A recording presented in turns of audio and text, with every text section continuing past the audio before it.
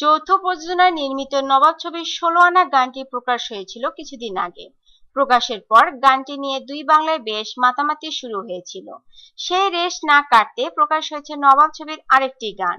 ১৬ আনা গানটি ছিল সাকিব শুভশ্রীর ধামাকা ড্যান্স, কিন্তু নতুন প্রকাশ হওয়া এই গানে দেখা গেছে সাকিব শুভশ্রীর রোমান্স। গানের শিরোনাম যাব নিয়ে শনিবার ১০ জুন নবাব ছবির দুদেশের প্রযোজনা প্রতিষ্ঠান জাজ মাল্টিমিডিয়া ও এসকে মুভিজের ইউটিউবে গানটি প্রকাশ করা হয়।